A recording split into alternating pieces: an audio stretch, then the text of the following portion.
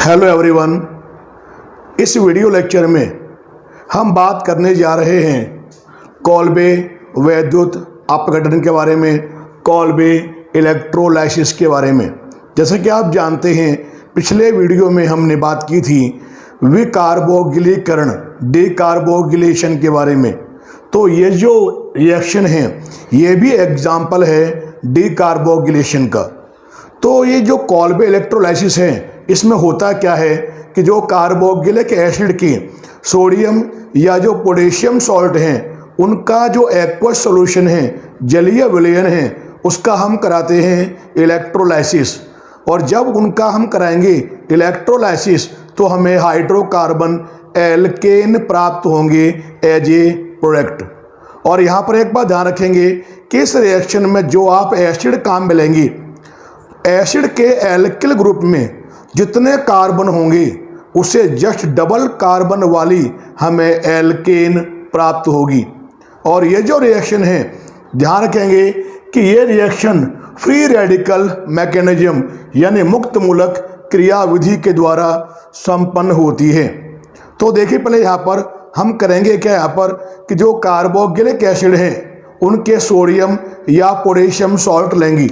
मान लिया, देखिए मैंने यहाँ पर सबसे पहले ये लिखा CH3, ये लिया मैंने यहाँ पर COO और यहाँ लगा दिया मैंने Na। जो मैंने यहाँ पर ये लिखा है इसका नाम है सोडियम एसीटेट, या हम कहेंगे कि एसिटिक अम्ल का सोडियम लवण। और जो यहाँ पर हमने सोडियम एसीटेट लिया है इसके मैंने यहाँ पर 2 मोल ले लिए, क्योंकि इसका हम यहाँ लेंगे एक्वस सॉल्यूशन। तो यहाँ मैंने कर दिया प्लस ट्वाइस H2O। और जो आपने यहाँ पर एक्वस सॉल्यूशन लिया है इसका आप यहाँ पर करेंगे इलेक्ट्रोलाइसिस यानी वैद्युत अपघटन। तो देखिए आप यहाँ पर जब इलेक्ट्रोलाइसिस का प्रोसेस होगा तो क्या क्या आपको प्राप्त होंगे एज ए प्रोडक्ट के रूप में। तो अगर आप ध्यान से देखें तो आप देखेंगे यहाँ पर कि यहाँ से लेके यहाँ तक का पोर्शन, अगर आप ध्यान से देखें ये तो हो गया आपका एसीटेट और ये यहाँ पर क्या है आपका सोडियम। तो यहाँ देखेंगे आप कि यहाँ पर 2 तो है CH3, 2 CH3 हैं। तो एक तो आप यहाँ पर 2 CH3 को इस प्रकार से आप जोड़ देंगे और जो आपको यहाँ मिलेगा CH3 इसका तो यहाँ पर नाम हो जाएगा एथेन, जो एक एल्केन है। अब 2 CH3 काम में आ गए, अब 2 ही आगे क्या यहाँ पर ये है CO2, तो साथ में ये निकालेगा क्या, ट्वाइस CO2 निकालेगा।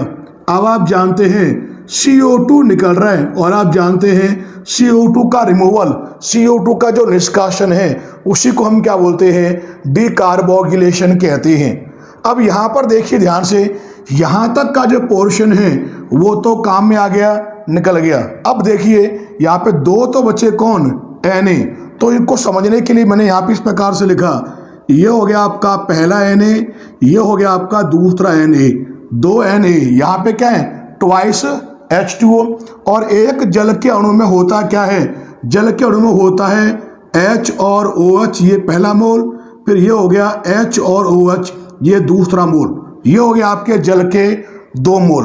अब रिएक्शन कराओगे तो आप देखेंगे यहाँ पर इसका Na, इसका OH, ये यहाँ निकालेगा क्या, पहला NaOH, फिर दूसरा देखोगे आप इसका Na, इसका OH, यानी ये कुल मिलाकर रिएक्शन जब करेंगे आपस में तो ये निकालेंगे ट्वाइस NaOH। तो साथ में इस रिएक्शन में निकलेगा ट्वाइस NaOH। अब देखिए पीछे यहाँ पर बचा क्या, पीछे आप देख रहे हैं H और H, ये आपस में कॉम्बाइन होकर ये यहाँ पर H2 गैस को रिलीज करेगा और ये यहाँ पर रिएक्शन हो गई कंप्लीट। और जो ये रिएक्शन यहाँ पर मैंने लिखी है ये कौन सी रिएक्शन है, ये है कोल्बे इलेक्ट्रोलाइसिस, कोल्बे वैद्युत अपघटन की रिएक्शन है। फिर यहाँ पर जो मैंने आपको बात बताई है कि यहाँ जो मैंने एसिड लिया है इसका एल्किल ग्रुप कौन है, मैथिल। इस मैथिल में कितने नंबर ऑफ कार्बन है, इसमें है 1 है, तो इसके जस्ट कंपेयर में जस्ट डबल कार्बन वाली यानी हमें 2 कार्बन वाली क्या प्राप्त हो रही है, आपको यहाँ पर एल्केन प्राप्त हो रही है। ये तो होगी इसकी केमिकल रिएक्शन, रासायनिक अभिक्रिया। इसकी जो मैकेनिज्म है उसके बारे में अब हम बात करेंगे। अब यहाँ पर हम बात करने जा रहे हैं मैकेनिज्म के बारे में, क्रियाविधि के बारे में। तो यहाँ देखिए, सबसे पहले आप करेंगे क्या, सबसे पहले आपको ध्यान है 2 मोल आपने यहाँ लिए थे सोडियम एसीटेट की CH3COONA की, और आप जानते हैं O के कंपेयर में जो Na है इस पर तो आ जाएगा पॉजिटिव चार्ज, और ये जो होता है इस पर होता है नेगेटिव चार्ज।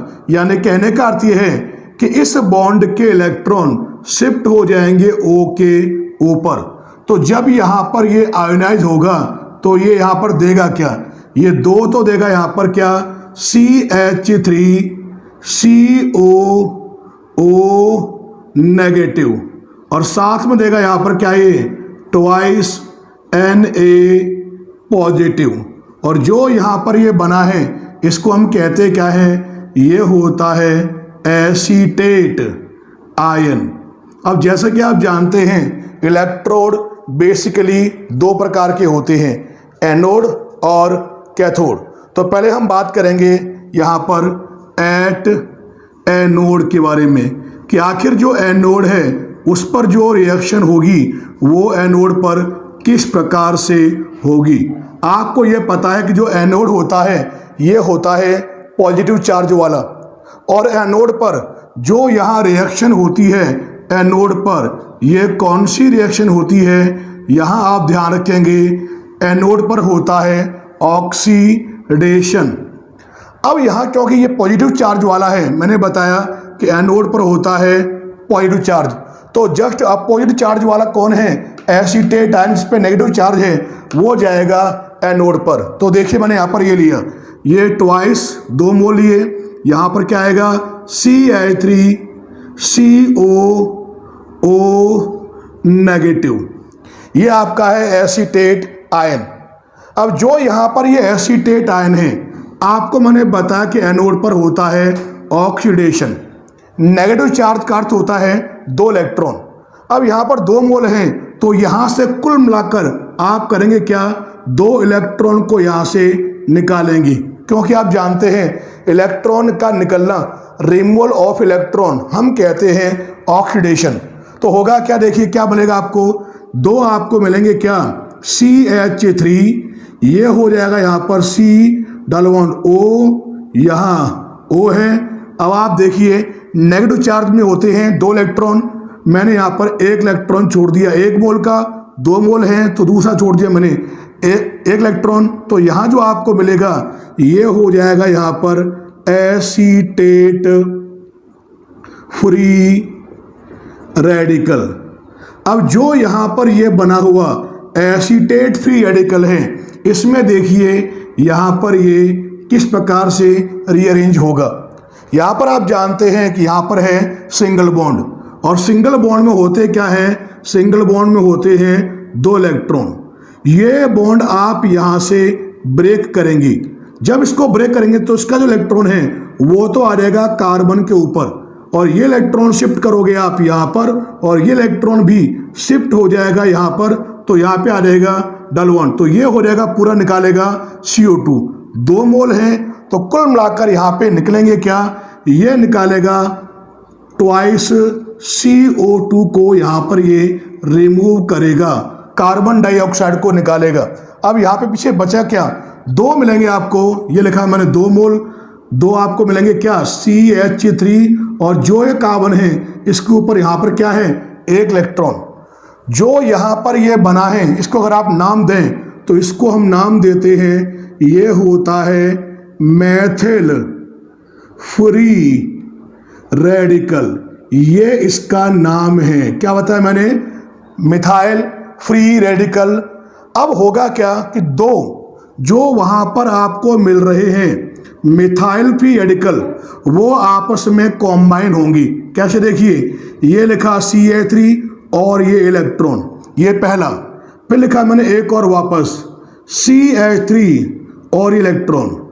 देखिए आप यहाँ पर दो आपको मिले हैं, दो बार लिख दिए, तो होगा क्या, ये इलेक्ट्रॉन देगा अपना इस तरफ, ये देगा अपना इस तरफ, और दोनों आपस में जुड़ जाएंगे सिंगल बॉन्ड के द्वारा, और ये आपस में जब कॉम्बाइन होंगे एकल बंध के द्वारा, तो यहाँ पर ये CH3 सिंगल बॉन्ड CH3 का फॉर्मेशन करेंगी, और जो यहाँ पर आपको मिलेगा इसका नाम हो जाएगा एथेन।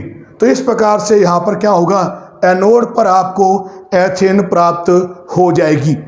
अब आप जानते हैं दूसरा जो इलेक्ट्रोड है, अब हम बात करेंगे यहाँ पर एट कैथोड कि आखिर जो कैथोड है उस पर जो रिएक्शन होगी वो यहाँ पर किस प्रकार से होगी। जैसा मैंने आपको ऊपर बताया था कि एनोड तो होता है पॉजिटिव चार्ज वाला, यहाँ पर जो कैथोड होगा ये देखिए आप यहाँ पर कैसा होगा, ये हो जाएगा यहाँ पर नेगेटिव चार्ज वाला। यहाँ पर रिएक्शन हुई थी कौन सी, ऑक्सीडेशन की, और यहाँ ध्यान रखोगे कि जो कैथोड है उस पर जो यहाँ पर रिएक्शन होगी वो कौन सी होगी, रिडक्शन की रिएक्शन होगी, यानी अपचयन की क्रिया होगी। अब देखिए आप यहाँ पर जो रिएक्शन होगी वो होगी किस प्रकार से कैथोड पर। तो यहाँ आपको ध्यान है कि आपने शुरुआत में आपने जब रिएक्शन लिखी थी तो आपने वहाँ पर ट्वाइस H2O लिए थे। जब ये आयोनाइज होंगे तो आपको ध्यान है ये देगा क्या, वहाँ पर ये देगा ट्वाइस H+ और साथ में देगा ये क्या, ट्वाइस OH-, क्योंकि आप जानते हैं ये कैसा नेगेटिव चार्ज वाला है, इस पर कौन जाएगा, पॉजिटिव वाला। पॉजिटिव कौन है यहाँ पर, ट्वाइस H+, तो जो ये ट्वाइस H+ है ये कैथोड पर जाएगा। अब आप जानते हैं मैंने यहाँ पर आपको बताया कि यहाँ पे रिएक्शन होगी कौन सी, यहाँ पे होगी अपचयन की। यहाँ से जो दो इलेक्ट्रॉन निकले हैं उनको ये क्या करेगा, एक्सेप्ट करेगा, ग्रहण करेगा, और जब ये दो इलेक्ट्रॉन को ग्रहण करेगा तो यहाँ पर होगा क्या कि ये कॉम्बाइन होकर ये आपस में H2 गैस को रिलीज करेंगे, हाइड्रोजन गैस को ये निकालेंगे।